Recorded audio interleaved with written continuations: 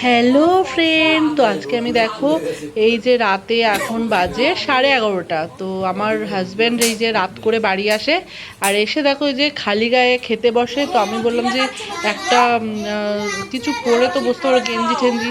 আর মশা কামড়ায়, আর দেখো আমাকে বলছে মশা তাড়াতে। ওকে মশা কামড়াচ্ছে আর আমাকে তাড়াতে হবে মশা। তো দেখো কি মুশকিল। আর পুরো ঘেমেও গেছে, আর এত গরম, প্রচণ্ড পরিমাণে গরম বন্ধুরা। তো আমাকে বলছে এখানে বসে মশা তাড়াতে। তো কি বলবো বলো তো, এদের মানে কথা বললেও শোনে না। হ্যাঁ, তো দেখো এই যে রান্না কি ছিল আজকে দুপুরবেলা খাইনি, চিংড়ি মাছ রান্না করা ছিল। এটা বন্ধুরা আগের দিনের ভিডিও, ঠিক আছে। আর আর একটা কথা বলি বন্ধুরা, তো আগামী মানে রবিবার রবিবার হচ্ছে আমার বাবা আর মা আসবে, ঠিক আছে। সৎ মা যেটা বলে, বাবা আর সৎ মা আসবে। আর তো দেখো এই যে রাতের বেলা যে খাচ্ছে, সরি বন্ধুরা একটুখানি শুধু জেনে নাও, এটা আমার নিজের মা না, বুঝলে। তো বন্ধুরা আমি দেখো আমি ভয়েসটা না ঠিকঠাক দিতে পারি না, আমার না খুব বাজে লাগছে একটা কথা, যে সৎ মায়ের ব্যাপারটা বললাম, এটা কিন্তু আমার খুব খারাপ লাগলো। মানে আমি খুব বাজেভাবেই বললাম, এরকমভাবে বলাটা আমার ঠিক হয়নি, কিন্তু তোমাদেরও তো জানা দরকার না। তো যার কারণে আমি এরমভাবে ভুল করে না বলে দিয়েছি। আর এখানে দেখো আমি আজকে রান্না করেছি ঝিঙে আলু দিয়ে তরকারি। তো রাতের বেলা কিছুই ছিল না সেরকম, সেই দুপুরবেলাকার চিংড়ি মাছটাই ছিল। তো ঝিঙে আলুটা এই যে দেখো পাতলা করে ঝোল করেছি। তো রাতের বেলা এটাই হালকা ফালকা খাবার। আর আমার তো ঝিঙে আলুর তরকারি খুবই ভালো লাগে খেতে। আর শুভ সকাল বন্ধুরা, আজকে দেখো ওই যে পরের দিনের ভিডিও এটা। তো যেহেতু ভয়েস দিচ্ছি আমি, কিছু প্রবলেমের জন্য জানো তো বন্ধুরা ভয়েস দিতে হয়। আর এখানে দেখো চা নিয়ে চলে এসেছি, এই যে চা। হুম। আর এখানে দেখো চাটা খাওয়া হয়ে গেছে। আমার মেয়ে সবসময় আয়নার সামনে দাঁড়িয়ে থাকবে, ক্লিপ বাঁধবে, হেয়ার ব্যান্ড দেবে, এই করে যায়। তো দেখো বন্ধুরা, যেহেতু আমি বলেছি যে বাবার মা আসবে, তো এই দেখো এখানে দেখো রুটি করেছি। তো ওরা আসতে দেরি হচ্ছে, তো আমি তাই জন্য একটু খেয়ে নিচ্ছি তাড়াতাড়ি করে, কারণ আমার তো রান্না আছে না, তো খিদেও পেয়েছে। তো তার জন্য আমি খেয়ে নিচ্ছি, তো ওনারা এলে তারপর ওনাদের দেবো। তো দেখো এই যে তরকারি, কুমড়ো আলুর তরকারি করেছি, কিন্তু শুধু কুমড়োগুলো আলুর মতন দেখতে হয়ে গেছে, মনে হচ্ছে ওগুলোও আলু। তো সেটা না, কুমড়ো আলুর তরকারি। আর এই যে জিলাপি, হ্যাঁ ছানার জিলাপি, এই দেখো চলে এসছে বাবার, এই যে মা আসবে এখনই। তো দেখো খেতে দিয়েছি এই যে তরকারি, রুটি। তো বন্ধুরা লুচি এই কারণেই করি না, লুচি করার ইচ্ছা ছিল কিন্তু করিনি, খুব গরম আর টাইমটাও ছিল না বন্ধুরা। তো আজকে আবার ইয়োগাটাও করতে পারিনি।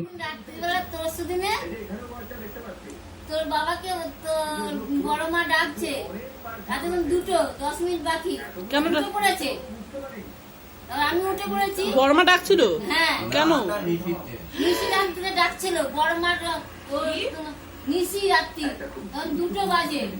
তো বন্ধুরা কি বলবো, আমার বাবাকে নাকি বড় মার মানে গলা করে নিশি ডাকছিল বাবাকে। আর আমাদের যেহেতু লাইন ধারে বাড়ি, তো তার জন্য বন্ধুরা এরকম ঘটনা ঘটেই থাকে। আর বাবা না মানে এক ডাকেই সাড়া দিয়ে দিয়েছিল। মানে কি বলবো, আমার তো শুনেই ভয় ভয় লাগছে। বাবাকে এরকম ডেকেছিল একটা ডাক বড় মার গলায়। তো বাবা বলছে আমি কিভাবে কি সাড়া দিলাম কি জানি, নিজেও বুঝতে পারলাম না। তো আমার শুনে তো গা হাতটা পুরো কাটা দিয়ে উঠছে। আর এখানে দেখো আজকে রান্না করব হচ্ছে শাক। তো এখানে দেখো আমার শাক কাটতে গিয়ে শুধু হাত কেটে যায়। তো দেখো বন্ধুরা আমার বটিটা আর দেখো কাটতে গিয়ে আমার পুরো হাতটাই উড়ে গেছে। তো কি জ্বালা করে বলো, আমার এই 2 হাত দিয়ে কত কাজ করি, এবার যদি হাত মাত কেটে যায় তো আমি কি করে কি করব বলো তো, খুব জ্বালা করছে হাতটা। আর এখানে দেখো আমার স্নান টান করে চলে এসেছি, আর রান্নাটা দেখো ভাত হচ্ছে, ভাতটা হলেই হয়ে যাবে। আর এখানে আমি করছি হচ্ছে দেখো কি কি চিকেন করেছি, চিকেন হয়ে গেছে।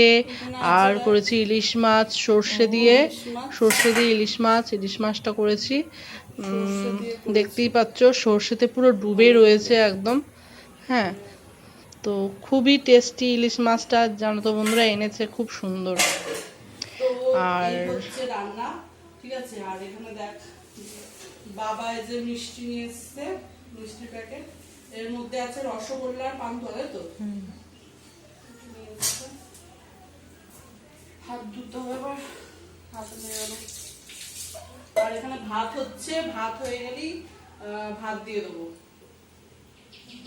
প্রচণ্ড গরম বন্ধুরা আজকেও, মানে কি বলবো, সত্যি সকালবেলা একটু বৃষ্টি না হলে সারাদিনটা রোদের তাপে একদম গরম হয়ে থাকে সব কিছু, রান্নাঘরে তো ঢোকাই যায় না।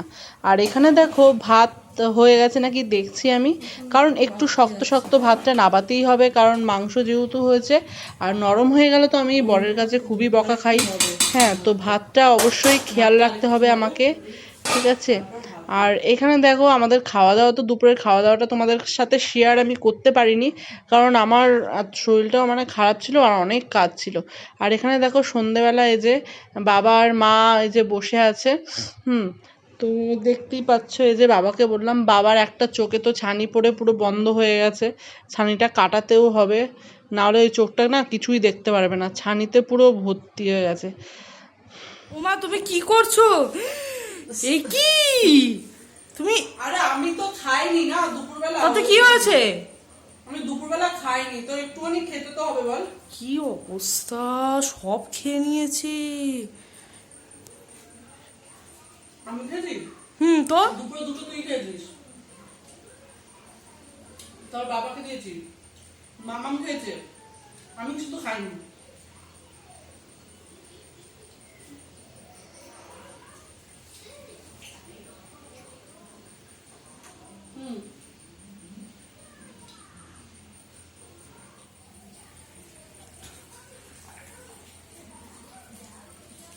চায়ের কালারটা কি ব্রাউন হয়েছে।